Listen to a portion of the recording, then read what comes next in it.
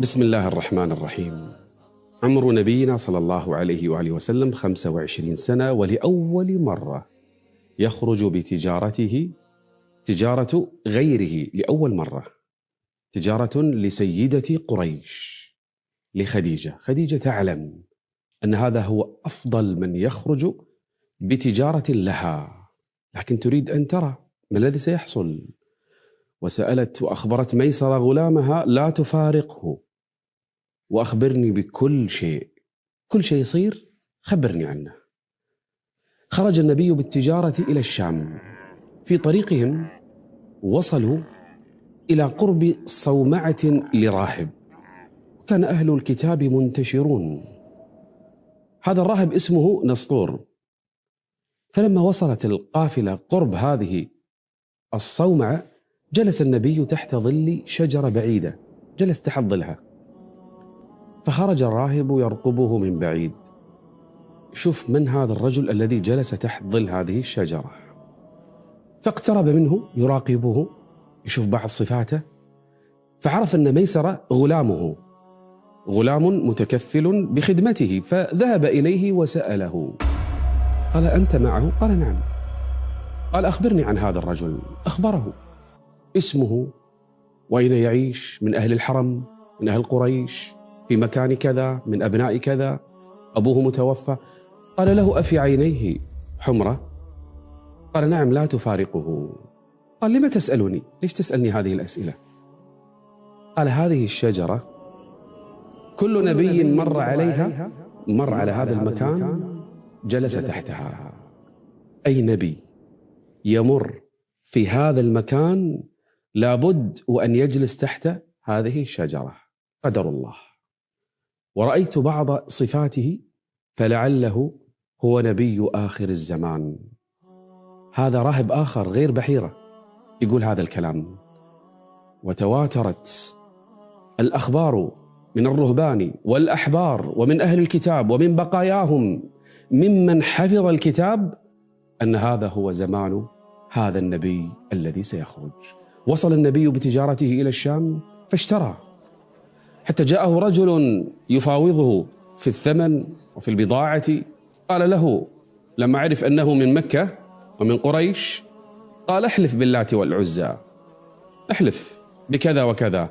فقال النبي لهذا الرجل: ما حلفت بهما قط، أنا في حياتي كلها عمري 25 سنة ما حلفت بالأصنام، ما حلفت بهما قط، وإني لأمر عليهما، يعني بالحقيقة أشوف الأصنام هذه فأعرض عنهما. إيش قاعد تقول أنت؟ وإني أنا ما أنتبه ولا أهتم لهما إذا مررت، تريدني أن أحلف بهما؟ فصدقه الرجل وقال: القول قولك. فأخذ البضاعة النبي عليه الصلاة والسلام وميسرة يرقب نبينا، ماذا يفعل؟ ماذا يصنع؟ كيف يتعامل مع الناس؟ ثم قفل، وقفلت القافلة ورجعت إلى مكة مرة أخرى، وميسرة معه. وصل مكة متى؟ وصل وقت الظهيرة، وراح النبي عليه الصلاة والسلام معه ميسرة، معه البضاعة. وين رايحين الحين؟ حق بيت خديجة سيدة مكة. كانت جالسة في غرفة في الغرفة الطابق الآخر، يعني عندها بيت من ثروتها وغناها وأموالها، بيتها مو طابق واحد، طابقين، وهي جالسة في الغرفة التي في الأعلى. تخيل خديجة كيف كانت عايشة. والغريب أن محمدا صلى الله عليه وسلم لما دخل مكة، ميسرة قاعد يراقبه، وخديجة شافتها من بعيد، غمامة تظله طوال الطريق. شوف، تخيل في سفره كيف يحفظه الرب عز وجل. ودخل النبي إلى خديجة يبشرها بأنه اشترى بضاعة كذا وكذا، سرت خديجة رضي الله عنها، وعلمت أن في تجارتها هذه البركة. وفعلا في الذي اشتراه النبي صلى الله عليه وسلم في هذه الرحلة ربحت خديجة ضعف ما كانت تتوقعه، ضعف أرباحها في كل السفرات السابقة. فعظم النبي قدرا عندها وعلمت خبره، وجاءت لميسرة: أخبرني بالذي حدث. قال حصل كذا، الراهب نسطور قال لي كذا وكذا، راهب اسمه نسطور قال لي كذا وكذا عنه، ما أدري صحيح كلامه أم لا. رأيت الغمامة، رأيت تعامله مع الناس، رأيت صدقه أمانته. هنا خديجة أعجبت بمحمد صلى الله عليه وآله وسلم، ووقع في قلبها أنه خير رجال مكة. أما خديجة فلا تسل عنها، يربيها الله عز وجل لنبيه. خديجة سيدة نساء مكة، بل سيدة نساء العالمين. كانت تلقب الطاهرة، الكل لما يسمي خديجة يسميها الطاهرة، مو أي وحدة. إن سألت عن نسبها فهي تصل إلى نسب النبي، في الأجداد يصلون إلى نفس الأب، فهو النسب الشريف. إن سألت عن حسبها ونسبها ومالها وقدرها وعقلها ورشدها وحكمتها، هي سيدة نساء مكة ولا فخر. خديجة هنا في هذا السن، الله أعلم كم كان عمرها، ربما وصلت 30 من العمر، بعضهم يوصلها لل40 والعلم فيه عند الله. قد تكون هنا وصلت لل30 والنبي عمره كم؟ 25، يعني أكبر من رسول الله صلى الله عليه وسلم ببضع سنين. كم سنة؟ أكبر من رسول الله. هنا وقر في قلبها: لم لا أتزوج هذا الرجل؟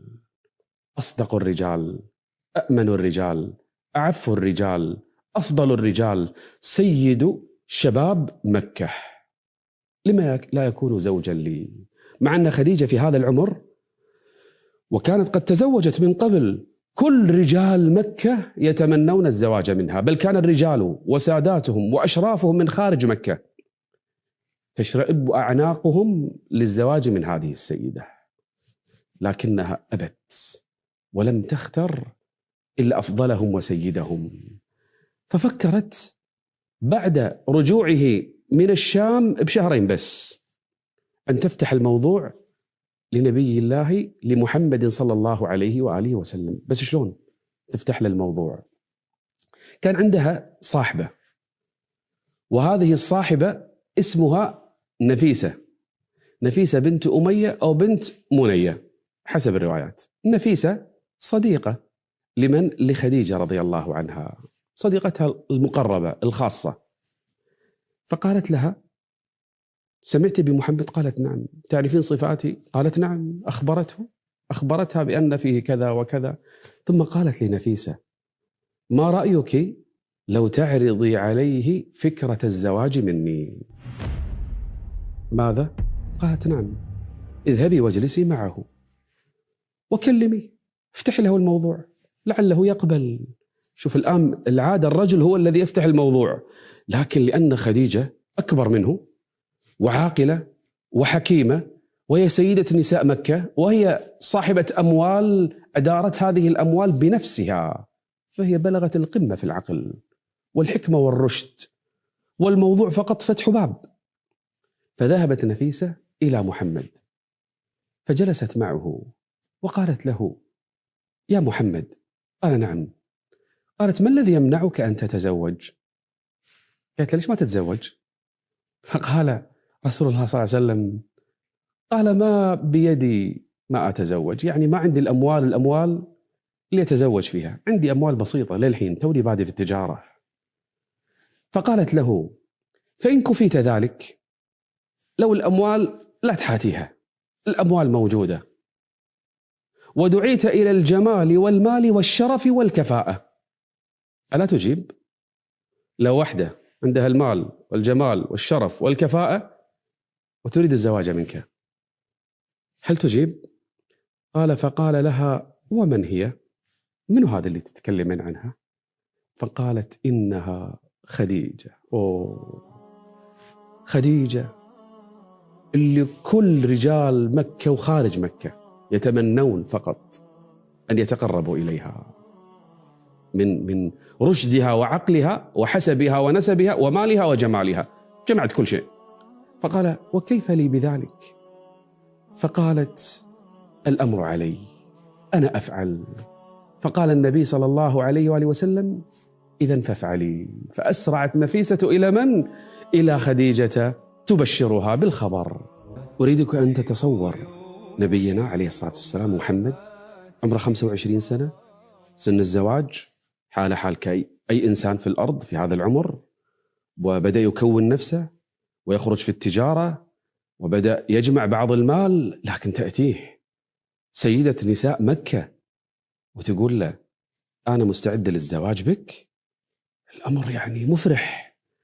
خذت الخبر منه نفيسة وراحت وين؟ أسرعت إلى خديجة تقول له أبشري، الرجل مستعد وموافق بالزواج. كم فرحت خديجة بهذا الخبر وكم سرت به، وهي تعرف منه محمد، تعرف سمعته بين الناس وأخلاقه بين البشر. وبهذه الرحلة كان مو المقصود عندها التجارة، تبي تعرف أكثر وأكثر، وتيقنت أكثر فأكثر. فأرسلت إلى نفيسة قولي له يأتينا بساعة كذا وكذا.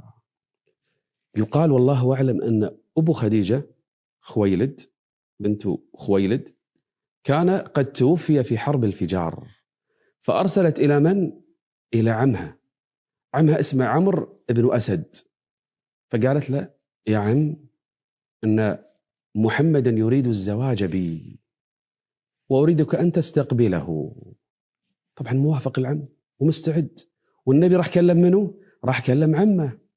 يا عم، نعم يا محمد، اللي مثل أبوه اللي تربى في بيته ومع عياله. قال يا عم أريد الزواج. فرح أبو طالب، تريد الزواج؟ يا لها من ساعة ولحظة مباركة يا بني، لكن من تريد؟ قال أريد الزواج بخديجة. الله أكبر، خديجة؟ قال نعم، خديجة اللي ما حد يحصل له يتقرب منها، تريد أن تتزوج منها يا محمد؟ قال نعم. قال ونعم الرأي، اخترت أحسن اختيار يا محمد، لكن بنعرف ردهم.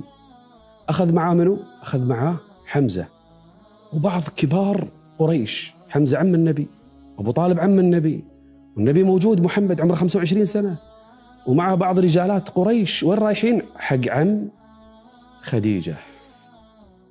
وجلسوا في تلك الخطبة، وما أعظمها من خطبة. هذا بداية الآن الحياة الاجتماعية لرسول الله.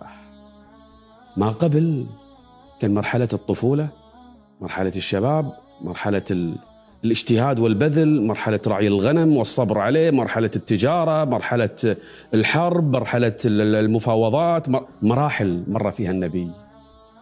أما الآن حياة اجتماعية جديدة. تخيل، قال أبو طالب كلاما جميلا في محمد صلى الله عليه وسلم، في ابن أخيه، في أخلاقه ونسبه وحسبه، لكن عنده مشكلة واحدة. أبو طالب مو صاحب أموال كثيرة، ولا محمد عليه الصلاة والسلام، يعني الحالة المادية بسيطة جدا. أما عمرو بن أسد، أما خديجة، فهم سادات قريش في الأموال، يعني طبقة ثرية، طبقة أموال. أما أبو طالب ومحمد عندهم لكن شيء بسيط اللي يسد الحاجة. هذا المشكلة الوحيدة الآن في الخطبة.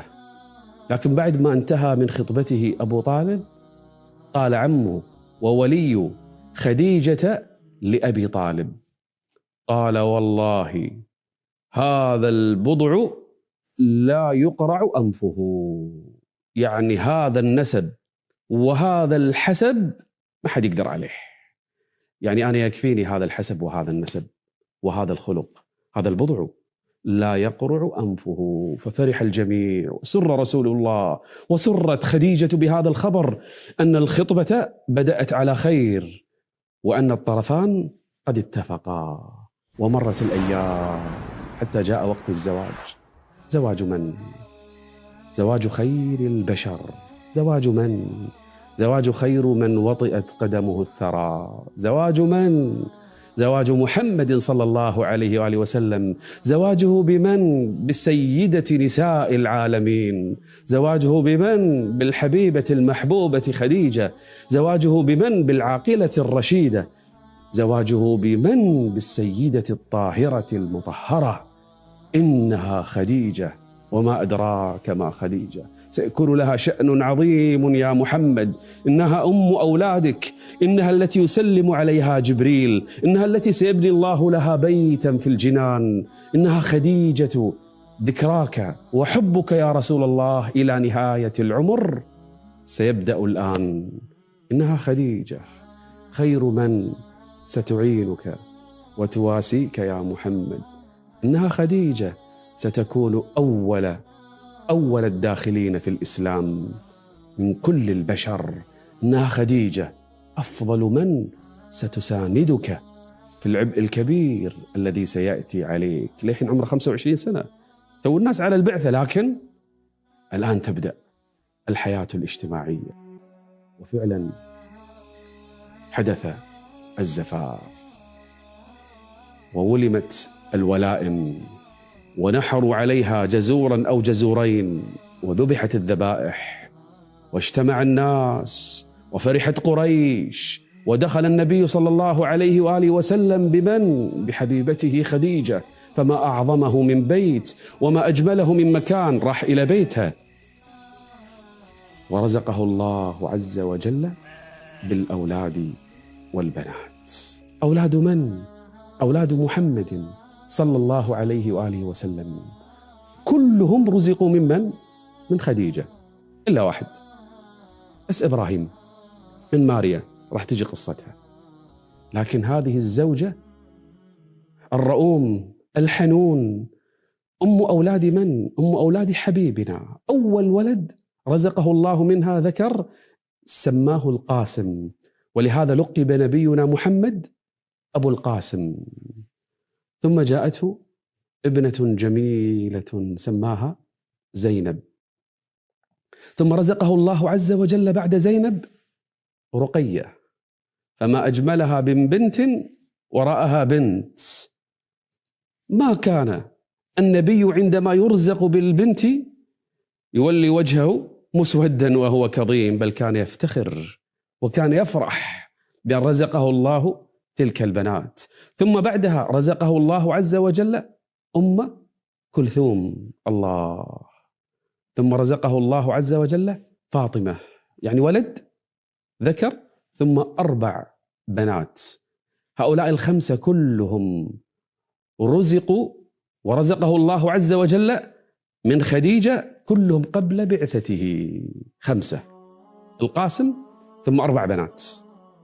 ثم بعد البعثة رزقه الله عز وجل الولد السادس وهو عبد الله، ولهذا لقب الطيب الطاهر. جاء متى؟ جاء بعد بعثة نبينا صلى الله عليه وآله وسلم. فما أجمل هذا البيت وما أحلاه وما أسعد من فيه، أم وأب و6 من الأولاد والبنات. بدأت قصة هي أجمل قصة زوجية اجتماعية. سيد البشر يتزوج سيدة نساء العالمين، وتخيل البيت اللي فيه سيد البشر وسيدة النساء، وتخيل أولاده. كان عمره 25 سنة لما تزوج، وبدأ يشتغل بتجارة خديجة ينميها لها، ويكبر البيت شيئا فشيئا. يوم من الأيام في تلك الفترة جاء رجل اسمه حكيم بن حزام، تاجر من التجار، جاي من الشام، عنده بضاعة، من ضمن البضاعة عنده رقيق يبيعهم. هكذا كانت مكة، كانت أسواق يبيعون فيها الرجال، يبيعون فيها الجواري، وحوانيت خمر، وهنا الميسر والأصنام في كل مكان. الحالة الاجتماعية كذي كانت. وجايب رقيق من وين؟ من الشام. لما دخل مكة منو دخلت عليه؟ دخلت عليه خديجة، تبي تشوف الرقيق اللي عنده. فقال لها حكيم اختاري يا خديجة أي الغلمان شئتي، عنده رقيق، قال اللي تبين اختاري، ما يردون لها طلب خديجة. فاختارت رجلا وشابا اسمه زيد، فقالت أنا أريد هذا، قويا شابا جلدا، قالت أريد هذا زيد. فأخذته ليكون مملوكا عندها من مواليها. فلما رآه النبي صلى الله عليه وسلم أعجبه. قال: من هذا؟ قالت: اشتريته من حكيم بن حزام.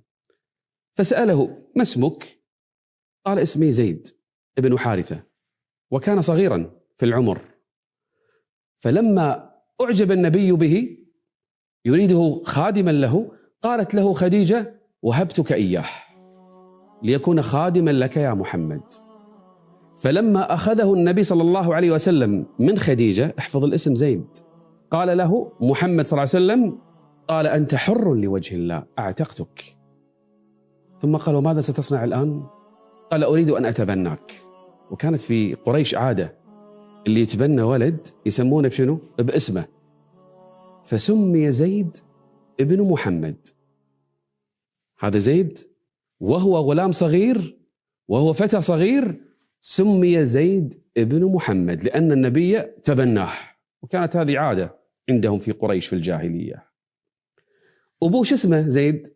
أبوه اسمه حارثة. حارثة كان يبحث عن ابنه في كل مكان. أين ابني؟ يبحث عنه لا يدري، حتى دل عليه أنه وصل إلى مكة، فأخذ أموال ليذهب ويفدي ابنه ويرجع به إلى بلده.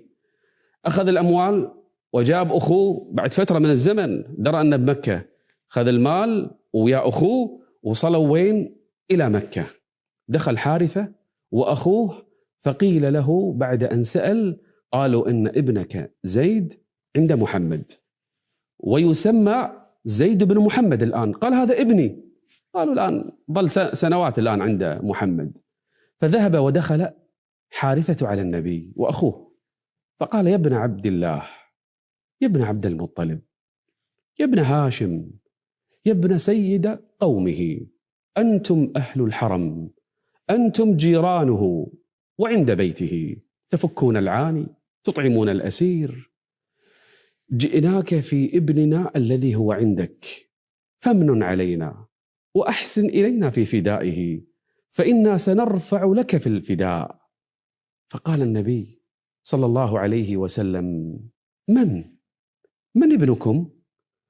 قالوا: زيد، الذي سميتموه زيد بن محمد هو زيد بن حارثة، هو ابني. وقال عمه: هذا ابن أخي. فدعا النبي صلى الله عليه وآله وسلم زيدا. كان يتمنى أن يبقى زيد معه، لكن أبوه جاء ويريد أن يرجعه الآن، صار الآن بداية شبابه. فدعاه النبي وقال: يا زيد تعال. قال: ما الذي حصل؟ قال: أبوك وعمك قد جاء يأخذانك إليهما، يبون يرجعونك لهم. حين عمر النبي الله أعلم بالعشرينات، آخر العشرينات. فقال له: إن شئت يا زيد فأقم عندي، إذا تبي تجلس معنا ترى البيت بيتك وحياك الله وأنت واحد من عيالي. قال: إن شئت فأقم عندي، وإن شئت فانطلق مع أبيك وعمك. فذهب إلى أبيه وعمه، سلم عليهما، عانقهما، جلس عندهما، وقال له أبوه: تعال ارجع معنا يا بني، خلاص سنعطي المال لمحمد. أما رسول الله فقال: لا أريد شيئا من المال، أنا اعتقته لوجه الله، إن أراد أن يرجع إليكم فهو حر، وإن أراد أن يبقى معي فهو أيضا حر. فقال زيد قولته: يا محمد، بل أرجو أن أقيم عندك، وما أنا بالذي أختار عليك أحدا. مو أنا اللي أختار واحد أقدم عليك، أنت مني بمكان الأب. أنت اللي سويت لي إياه، سويت لي مثل أبوي. فقال أبوه وعمه: ويحك يا زيد، أتختار العبودية على الحرية وعلى أبيك وعمك وأهل بيتك؟ فرد زيد وقال: نعم، إني رأيت من هذا الرجل شيئا ما أنا بالذي أختار عليه أحدا أبدا. هنيئا لك يا زيد، اللي ينتظرك بعدين يا زيد ترى شيء كبير، مو بس أنت يا زيد، يا زيد أنت وأولادك راح تصير لكم مكانة خاصة بعدين ترى اختيارك هذا يا زيد سيكتبه الله لك ولن ينساه الله لك. فرح رسول الله صلى الله عليه وآله وسلم أن زيدا قد اختار البقاء عنده. وظل النبي هذه السنوات يعيش في مكة وأرجائها، قلبه منزعج مما يحصل في مكة من عبادة هذه الأصنام وهذه الأوثان.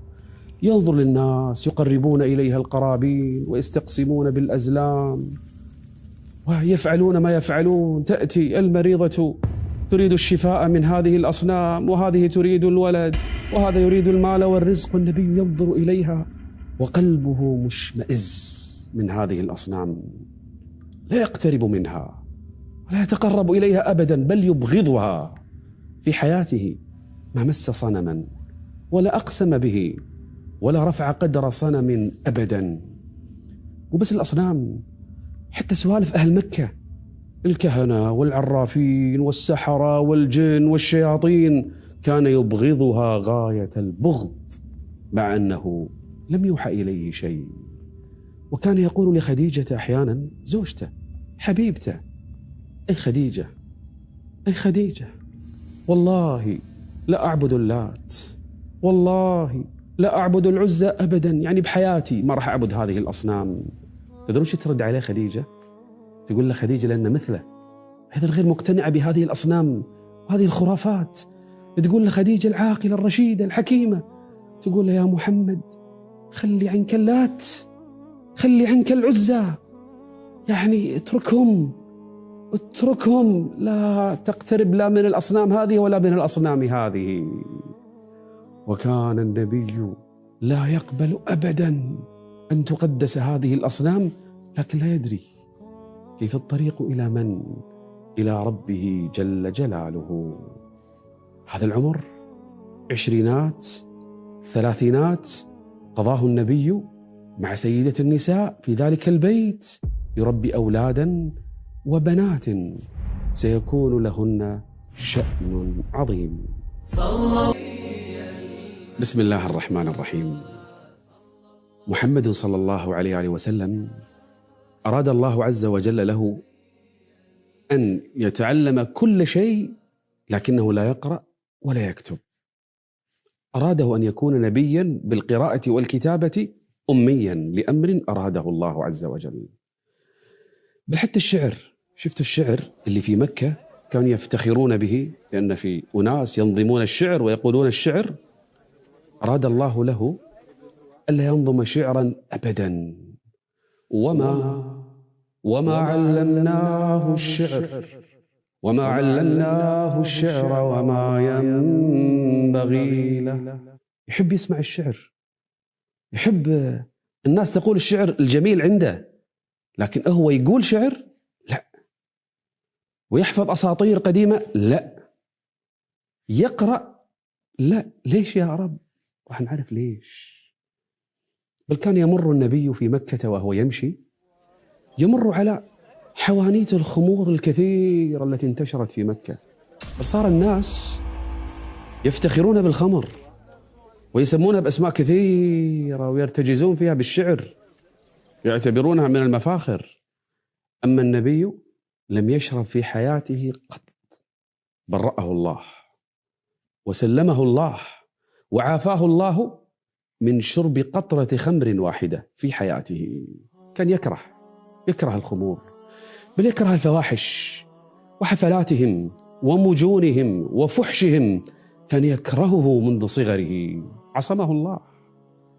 تلك النطفة التي أزيلت من قلبه، إنها حظ الشيطان من رسول الله، قد أزيلت. الله يربي ويصنع على عينه.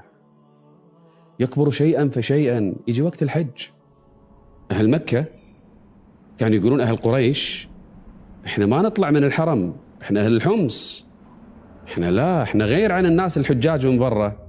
حجاج من برا يروحون عرفة خارج الحرم، من مناسك الحج اللي ورثوها عن أبيهم إبراهيم وإسماعيل. جت قريش غيرت، قالت إيه هذه حق الناس يطلعون عرفة برا الحرم ويرجعون. إحنا لا، إحنا نظل في الحرم في منى، نظل في مشاعر الحرم أما عرفة ما نطلع لها إلا رسول الله، ما كان يوافقهم، كان يطلع بروحه ويروح إلى عرفة ويجلس حيث يجلس الناس، ويقف حيث يقف الناس، ويفيض من حيث أفاض الناس. يعني حتى في المناسك حفظ على النسك الصحيح. أما صيته في مكة كل ما تمر الأعوام يزداد صيتا وسمعة أنه أصدق الناس بمكة وأأمن الناس بمكة، حتى أن الناس في مكة بل حتى من خارج مكة إذا يبون يحفظون ودائعهم وأماناتهم وين يودونها؟ يضعونها عند محمد صلى الله عليه وآله وسلم، فهو الصادق الذي قالوا عنه طوال أعمارهم حتى بعدين قالوا ما جربنا عليك كذبا قط، ما جربنا عليك كذبا قط. أما رحمه فكان وصولا لأرحامه، من بقي من أعمامه وعماته كان يصلهم وكان عطوفا عليهم. تخيل كيف كان وصولا للرحم. ما نزل قرآن، ما نزل وحي، لكن داخل نظيف، داخل طاهر، يدري هذيل أرحامي، هذا الأبناء عمي، هذا العماتي وأعمامي، كان يزورهم ويصلهم، وكان عطوفا على الفقراء، وكان يهتم لذي الحاجة، أي واحد عنده حاجة، وذي الكل والملهوف. وإذا جاءه ضيف كان يضيف ضيوفه ويعين الضعفاء والمساكين، ويمسح بيده بؤس البائسين، ويفرج كرب المكروبين. تخيل هذه كانت حياته في الشباب، لين جت حادثة من الحوادث، وكان عمره في هذه الحادثة تقريبا 35 سنة. تخيل هذا العمر. الكعبة كانت مقدسة، الكعبة كانت مشرفة، مو عند أهل مكة، كانت الكعبة مشرفة عند كل أهل الجزيرة، كل العرب يجون يطوفون حولها ويتعبدون الله عندها. هذا ورثوها من إبراهيم عليه السلام. في تلك السنوات جاء سيل ودخل السيل مكة. لما وصل السيل إلى الكعبة صدع بعض جدرانها، انصدعت بعض جدران الكعبة، وكادت الكعبة أن تنهار. وبعد ما تصدعت بعض جدرانها جت مرة من النساء كانت تجمر الكعبة، كانت تبخر داخل الكعبة، والكعبة كان لها بابين شرقي وغربي، الناس تدخل وتطلع تدخل وتطلع داخل الكعبة مفتوحة، وضعوا داخلها صنم أصلا، وكانوا يستقسمون بهذا الصنم. فدخلت امرأة كانت تجمر وتبخر الكعبة، والكعبة فيها خشب، فيها جدرانها أحجار وفيها خشب أيضا، وكذلك السقف. احترق هذا الخشب، يعني الجدار مصدع والخشب احترق، وكادت الكعبة أن تنهار. فاجتمع كبراء قريش وجلسوا مع بعضهم البعض، ماذا نفعل وماذا نصنع؟ الكعبة البيت المقدس المعظم سينهار. وكانوا من تقديسهم للكعبة حاطين فيها مثل حلقة معلقينها في الكعبة. كانت هذه الحلقة كل من استجار بهذا الحلقة ومسكها يستجير بعظيم، ما حد يقدر يقترب منه. امرأة زوجها بيذبحها، يبي يسوي فيها شيء، رجل بأذي أحد، واحد يبي يضرب لإنسان، أخذ حقوقه، إذا مسك هذه الحلقة ما حد يقترب منه. شوف التقديس للكعبة.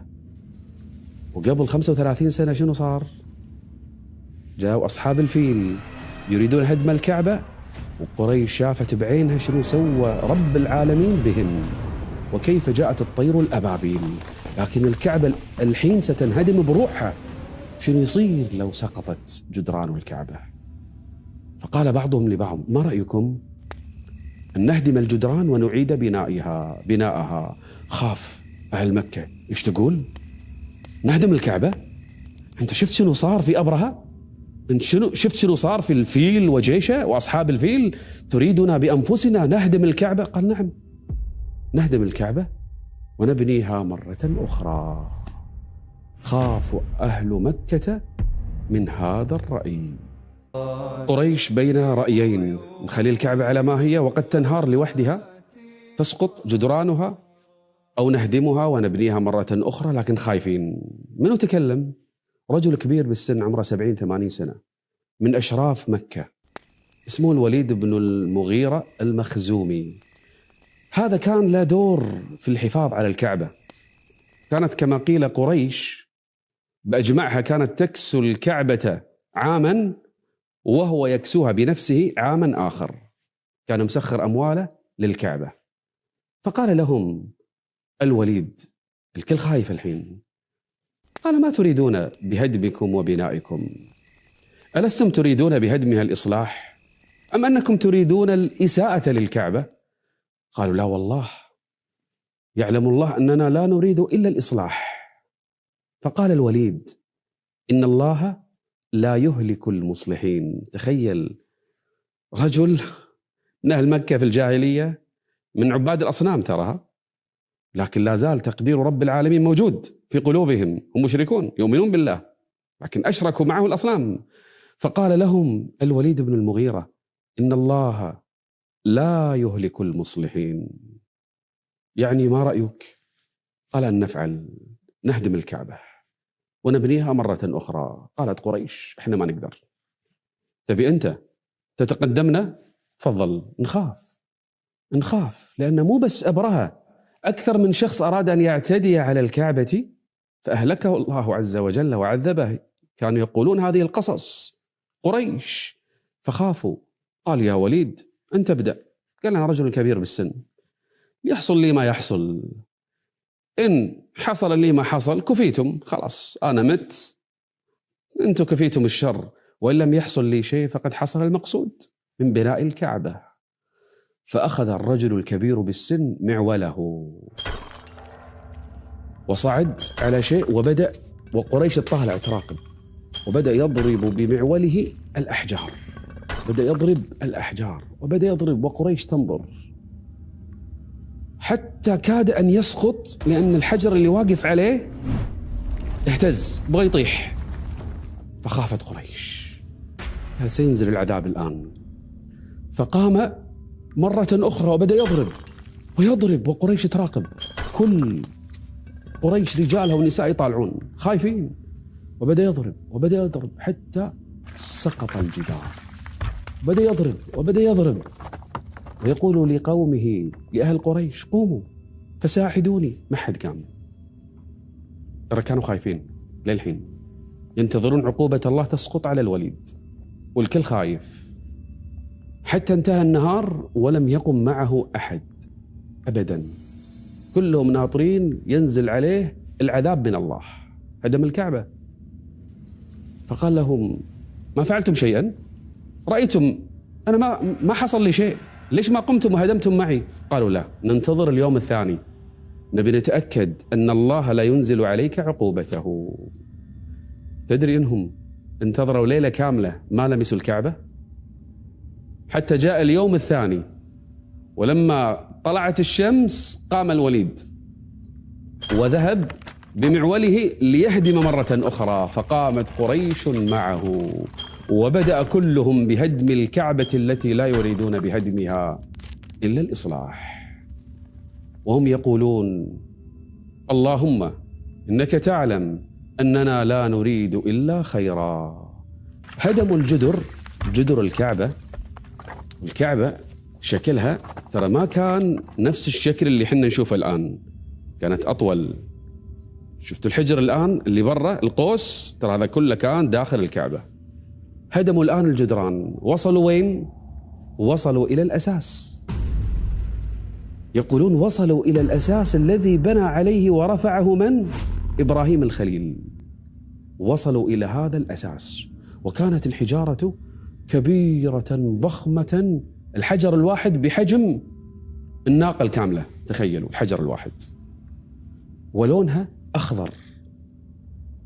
هم مو محتاجين يوصلون للأساس، لكن أرادوا أن يروا شنو تحت الأساس هذا. حاولوا تحريكه، لم يستطيعوا. تخيلوا أساس عظيم، حجارة كبيرة جدا، حاولوا تحريكها لم تتحرك. وجاءوا بمعول بحديدة قام رجل يحرك هذه الأحجار، يريد أن يحركها، عتلة، فأخذ يضعها بين حجرين، وقريش تنظر إيش قاعد يصير. إذا به يحرك ويحرك ويحرك حتى تحركت هذه الأحجار شيئا فاهتزت مكة بأسرها مثل الزلزال، ارتجفت مكة كلها. الله أكبر. ففزع الناس جميعا، وقال بعضهم لبعض، وقال المغيرة: دعوا هذا الأساس، اتركوه، لا تقربوا منه شيئا. تخيل الأساس بس حركوه اهتزت مكة كلها، فتوقفوا. الآن تخيل الكعبة بلا جدران، قالوا الآن سنبني، لكن من أين سنبني؟ قالوا أولا لا ندخل في بناء الكعبة شيئا من حرام. كل قبيلة تجيب لنا شوي من أموالها، من أموال الحلال، وتبني جزءا من الكعبة.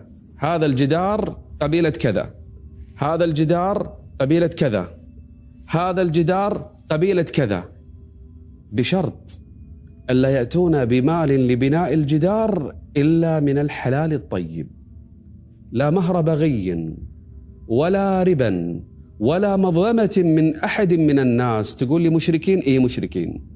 تقول لي كفار؟ إيه كفار. تقول لي حتى البعث أكثرهم في ذلك الزمان حتى البعث ما يؤمنون فيه، حتى الجنة والنار ما كانوا، خلاص انتهت من قلوبهم. لكن الكعبة كانت من عظمها في قلوبهم، كانوا يدرون الربا حرام لكن يأتونه، يدرون البغاء حرام لكن يكسبون من ورائه، يدرون الظلم حرام لكن يسوونه. عشان كذا لما جاءوا حق الكعبة قالوا لا، إلا الكعبة، حنا نأخذ هذه الأموال الحرام في أشياء ثانية ما يخالف، لكن في بناء الكعبة أبدا، مستحيل ندخل فيها درهم من الحرام. كل قبيلة جمعت اللي عندها من الحلال النقي وبدأت تبني الجدار، كل واحدة جهتها، كل واحدة جهتها، كل قبيلة. أما نبينا كان عمره كم؟ 35 سنة قاعد يشارك. قاعد يشارك مع من؟ مع جهة أعمامه لهم هذه الجهة، وأخذوا يشاركوا معهم، ينقلوا الحجارة معهم، يروحون يجيبون الحجارة ويضعون الخشب، ويضعون الخشب بين الحجارة، وهذا الخشب يضعون عليه هذا الطين، وكل قبيلة من جهتها تجمل وتبني جدارها. والنبي قاعد يشيل الأحجار، كان لابس إزار ويشيل الحجر على كتفه، فقال له عمه، قال يا بني، العباس يقول له لو شلت إزارك، أنت لابس شيء تحت الإزار، شيل الإزار وضعه على كتفك عشان ما تتأثر الحجارة على كتفك. قال نعم صدقت يا عم. فأراد أن يحل النبي إزاره فسقط على الأرض مغشيا عليه. تعرفون ليش؟ حتى لا يرى النبي عريانا أبدا. الله أكبر. عين الله ترقبه، والله يصنعه على عينه وينظر إليه، حتى إذا بلغت القبائل في البنيان ما بلغت نقصت الأموال، وصار هناك جزء من الكعبة ما عندهم فلوس يكملون الجزء فيه، اللي جهة الحجر، الجهة الشمالية. شفت الجهة الشمالية هذه ما في فلوسهم، نقصت لأن الفلوس الحلال كانت قليلة. قالوا ماذا نصنع؟ ماذا نفعل؟ قالوا خلاص نخلي الكعبة هذه المكعبة المربعة، وهذا الجزء مو شرط نبنيه، نسوي بس سور صغير، نسوي هذا السور المقوس الصغير عشان الناس تدري إن هذا من الكعبة، هذا داخل الكعبة، ونرفعه شوي، بعدين لما نرزق بالمال الحلال نكمل الكعبة. مو بس كذي، قريش بتدري سوت بعد؟ سكرت باب الكعبة. شفت الباب الآن اللي فيها كان ترى مقابلها هذا المشرق، في مقابلها من المغرب في باب ثاني، الجهة الشرقية هذه في الجهة الغربية ترى في باب ثاني. الباب الثاني كانت الناس تدخل وتطلع منه. الكعبة كانت مفتوحة للناس، والكعبة بناها إبراهيم على الأرض مستوية بالأرض. جت قريش قالت لا لا لا لا، ما راح نسويها نفس الشيء، نسكر باب، خلي باب واحد. ومو بس كذي، نرفع الكعبة من الأرض. ليش يا قريش تبون تسوون كذي؟ ليش بتغيرون بنيانها؟ قالوا عشان السيل لما يجي ما يدخل داخل. ما يقصدون السيل. تدري ايش بيسوون؟ يبون يرفعون الكعبة، خلوا لها باب واحد فقط عشان يحرس هذا الباب، ولا يدخل في الكعبة إلا من أرادوا. شفت البداية ايش سووا؟ قالوا نبي نرفع الكعبة ونغلق باب ونفتح باب، وباب مرتفع ما حد يقدر يدخله إلا بسلم، علشان اللي نبيه ندخله واللي ما نبيه نمنعه من دخول ذلك البيت. لما ارتفعت جدران الكعبة على ما نراها اليوم، صار بدل البابين باب واحد، ورفعوها عن الأرض واستقطعوا جزءا منها خارج الكعبة، وهي أصلا من الكعبة، ما يسمى بالحجر اليوم. بقي شيء واحد في الكعبة. شنو بقي؟ بقي الحجر الأسود، وقريش تعرف قدره. كل القبائل تنازعت من سيضع الحجر الآن في مكانه، كل قبيلة بهذا الشرف. لشدة النزاع بينهم كادت الحرب أن تشتعل في الحرم. تخيل، يوم ورا يوم ورا يوم ورا يوم، 4-5 أيام النزاع اشتد بين القبائل، كل قبيلة تضع الحجر بنفسها.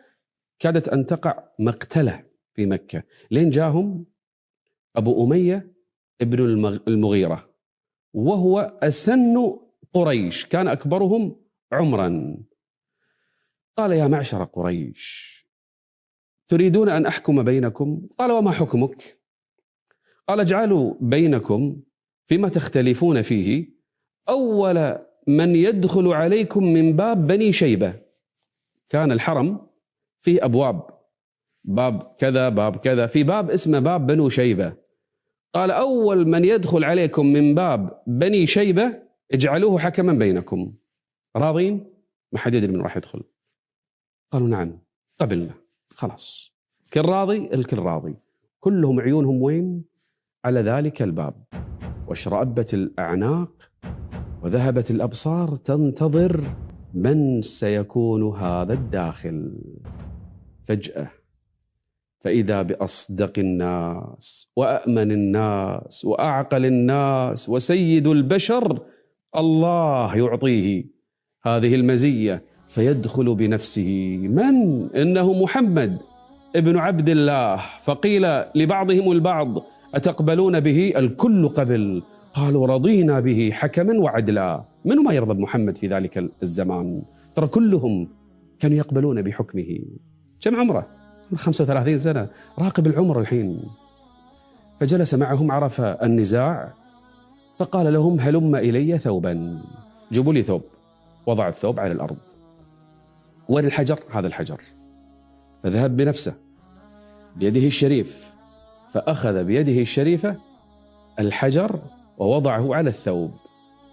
ثم قال للناس كلهم، رؤساء القبائل، قال لتأخذ كل قبيلة بناحية من الثوب، كل واحد يأخذ جزء من الثوب، ثم ارفعوه.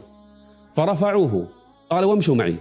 فمشوا معه وين؟ إلى الزاوية التي فيها مكان الحجر. فلما أوصلوا الحجر إلى ذلك المكان أخذه بيده الشريفة صلى الله عليه وآله وسلم، ثم وضعه في مكانه.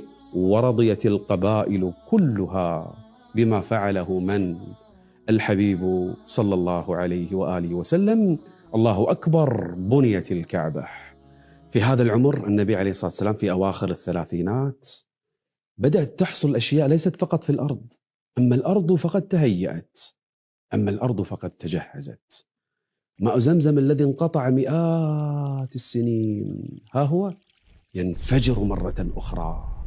خرج أيام إسماعيل، الآن خرج بعد انقطاع مئات من السنين مرة أخرى في مكة، ينبع ويروي الناس.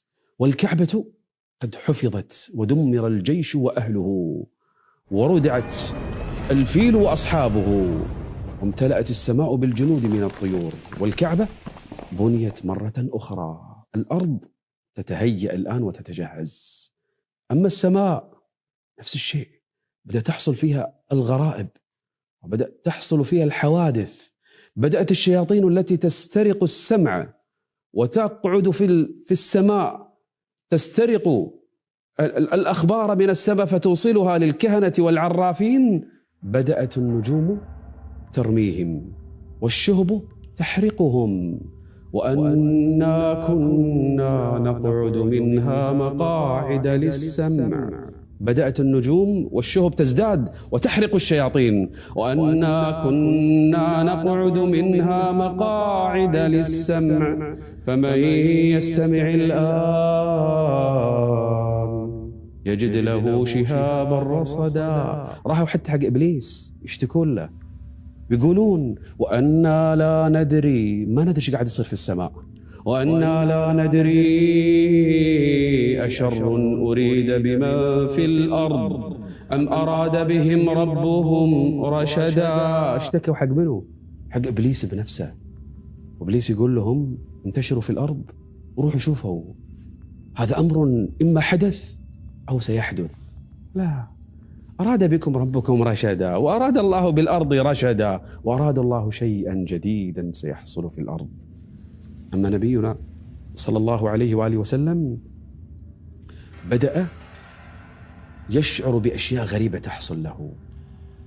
أولها بدأ يشوف رؤى في المنام، يستيقظ في الصباح في يومه يشوفها تماما كما رآها في المنام. الناس في الرؤى شنو تشوف؟ تشوف رموز، صح ولا لا؟ تشوف شيء فيفسرون لهم الرؤية فتحصل لهم أشياء أخرى يشوفونها رؤية صادقة. النبي مو كذي، لا، نفس اللي يشوفها في المنام بالضبط يشوفها في الحقيقة في اليقظة مثل فلق الصبح. الله أكبر. فيشعر بأشياء غريبة تحصل له، يروح يكلم منه؟ يكلم خديجة حبيبته، مرة العاقلة الرشيدة، تهديه وتعلمه وتطمنه. انت الله يبي لك الخير يا محمد، الله ما راح يضيعك أبدا، ترى هذا اللي قاعد يحصل لك أكيد إشارات وعلامات خير. وفي آخر سنواته في الثلاثينات حبب لرسول الله الخلوات. الله حب أن يعتزل الناس. كل شهر يقول حق خديجة بروح. وين بتروح؟ الغار كالعادة، عنده غار اسمه حراء في جبل اسمه النور. خديجة شو تسوي؟ تجهز له طعامه وزاده، يروح كم يوم يجلس في ذلك الغار. لله دره بأبي هو وأمي، لم ينزل عليه وحي ولم يسمع قرآن ولم يعرف رسالة، ومع هذا كره مكة وما كانت تفعل، كره الأصنام وأبغضها، كره هذا الدين كله، وكان يخرج إلى ذلك المكان في تلك الخلوات في ذلك الغار سنوات وهو يفعل هذا. ويكثر في شهر رمضان بالذات، شهر رمضان، وأحيانا يأخذ الشهر كامل ويجلس في تلك الخلوة يتفكر لوحده. يتفكر بماذا؟ يتفكر بأي شيء؟ يتفكر بالكون وفيما وراءه، في تلك القدرة المبدعة. يصل إلى مرحلة من الصفاء والإشراق، مرحلة عالية جدا يجلس فيها بالأيام والليالي يتحنث ويتعبد الخالق الذي لم يسمع منه وحيا ولم يقرأ منه كتابا، فيذهب إلى تلك الأيام إلى ذلك الغار يتعبد ربه. ما حد يدري ايش قاعد يسوي وكيف يتعبد وكيف يناجي ربه جل جلاله. ثم يرجع من الغار إلى بيته، وقبل أن يذهب إلى البيت يطوف بالكعبة 7. ظل على هذه الحال سنوات بأبي هو وأمي، يكره الأصنام وما تفعل لها، ويكره ما يفعله الناس. هل كان لوحده؟ هل كان رسولنا لوحده يكره الأصنام؟ هل كان لوحده يؤمن بالله ويوحده؟ هل كان في مكة يتعبد الله وكل أهل مكة من المشركين؟ لا، لم يكن كذلك. كان هناك غيره يتعبدون الله عز وجل، ويكرهون الأصنام ويكرهون عبادتها ويكرهون كل شرك أهل مكة، وكانوا متمسكين بدينهم. من هؤلاء؟